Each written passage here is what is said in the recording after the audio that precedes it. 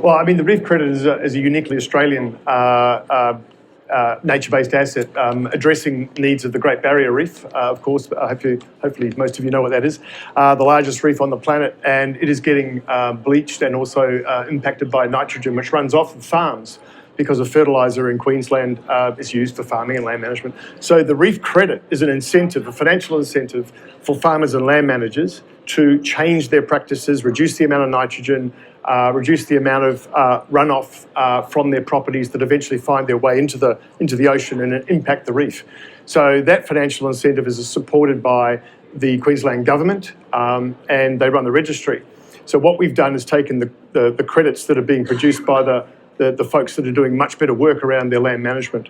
That goes onto a registry, and we can take the credentials of the project and put it on the token, right? And so in that way, you're actually differentiating the tokens to the extent you're actually creating an NFT as well.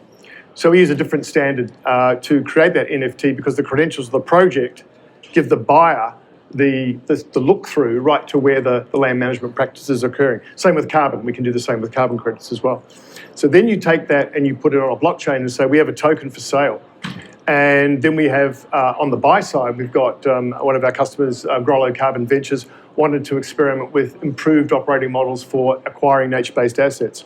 So they bought, and not in this case, but they bought Carbon Office in the same way. We tokenized carbon, and they purchased that on-chain with our $8 With this, we haven't revealed the customers yet. That'll be soon in some press we're going to be doing. But same story. We have customers who want to own these credits. This is not an offsetting credit, but it's one where the company involved, when you hear about it, you'll see, that makes sense for their kind of corporate brand and the way they want to do business. They're a retail brand with a lot of association with the sea, and they wanted to have the ability to project their green credentials, but also give their customers these credits. The great thing about tokens, as you know, Sergey, you can fractionalize them right down to tiny amounts. So the idea that a brand could purchase tokenized reef credits and say, you buy a pair of some of our goods, and we'll give you some reef credits. And then as a bank, we're saying, well, we think that not too far away, that digital wallet's going to be the stable mate for bank accounts, right? So we want to facilitate that capability so that when we do have customers who want to either give or gift or trade with nature-based assets that we've tokenized, they can hold them as offset to retire, or they can give them to their customers. So one thing is the fractional nature of tokenized assets and how low that can go in impacting the consumer and how shareable that is, all the way down to even the average consumer. So that's a very interesting aspect of tokenized assets that I feel is underexplored. Beyond being a leader in blockchain technology, I do also see you folks taking a real leadership position in green finance and those things.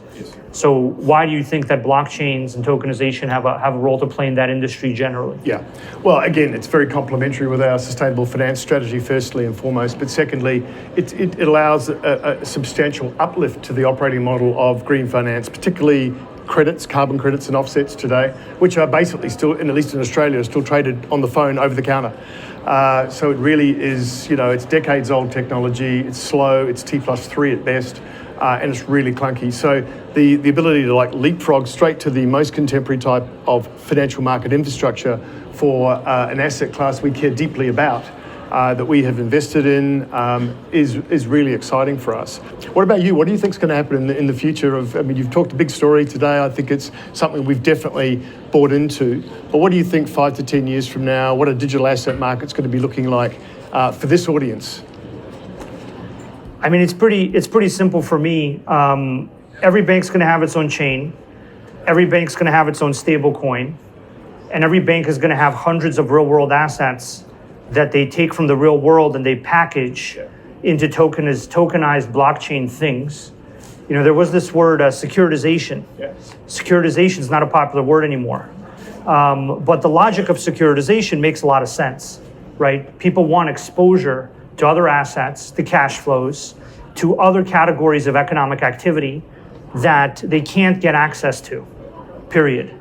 And they want that easily purchasable, easily holdable, easily transferable, and in deeply liquid markets where they can resell it easily.